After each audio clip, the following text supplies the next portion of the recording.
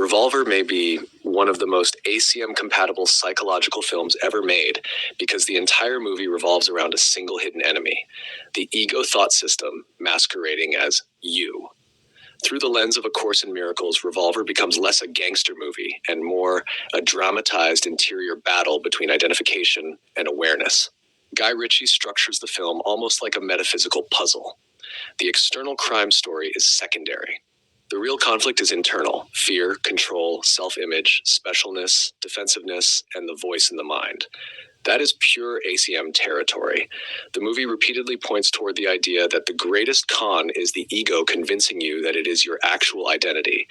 ACM says something remarkably similar. The ego is not a thing, but a belief system, a false self-concept built upon separation, fear, and comparison. Jake Green spends most of the film reacting to internal programming while believing the problem is external.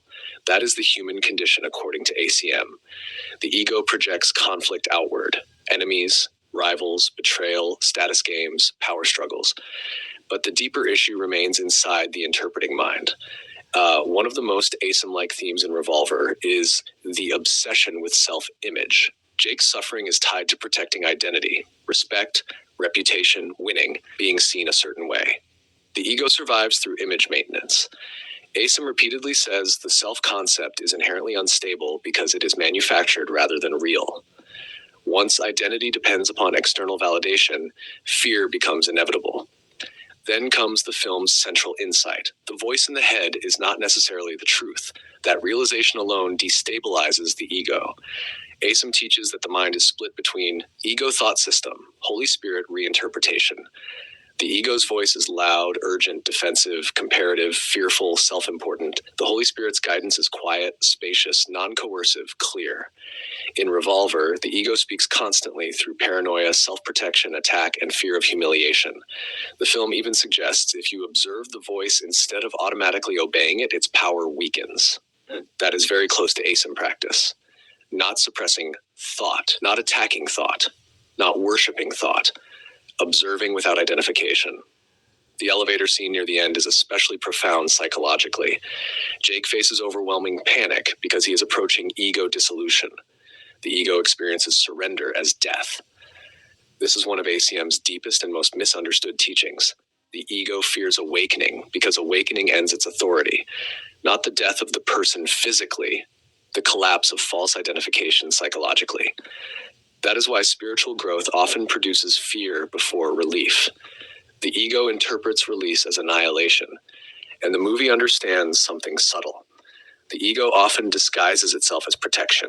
It says, I'm helping you survive, I'm protecting your dignity, I'm keeping you safe. But underneath, it perpetuates fear continuously. ACIM makes the same observation. The ego manufactures the problem and then sells defense against the problem it invented. That's why the Course says, defense is frightening. Defense confirms belief in danger. Another major ACIM overlap: specialness. The ego in Revolver constantly seeks superiority, power, control, winning, status, psychological dominance. ACIM identifies specialness as one of the core mechanisms of separation. The ego does not merely want peace, it wants comparative advantage. Even spirituality can become specialness. I understand more, I'm more awakened, I see what others don't. Revolver exposes how exhausting this game becomes. The characters are trapped inside invisible psychological prisons built from fear and identity maintenance. And then there's Sam Gold. Sam Gold is fascinating because he functions almost like a symbolic ego god, feared, rarely seen directly, constructed largely through projection. People organize their lives around him. Yet the closer Jake comes to truth, the more insubstantial the illusion becomes. That parallels ACIM's treatment of the ego, terrifying when believed, empty when exposed, not because the experience of fear feels fake psychologically, but because its authority depends entirely upon identification. And importantly, Revolver does not resolve through external victory. There is no satisfying ego triumph. The real movement is inward, less identification, less fear, less obedience to the voice. That is much closer to ACM than the usual heroic narrative. The Course is not ultimately about becoming spiritually superior. It is about undoing the false structure that required superiority in the first place. Perhaps the deepest ACIM resonance in Revolver is this: The ego cannot be healed through negotiation because the ego itself is the distortion. You cannot find peace while simultaneously worshiping the system that manufactures conflict. At some point, the mind must become willing to question the voice it built identity around, and that questioning feels terrifying until it starts feeling freeing. The film understands both stages.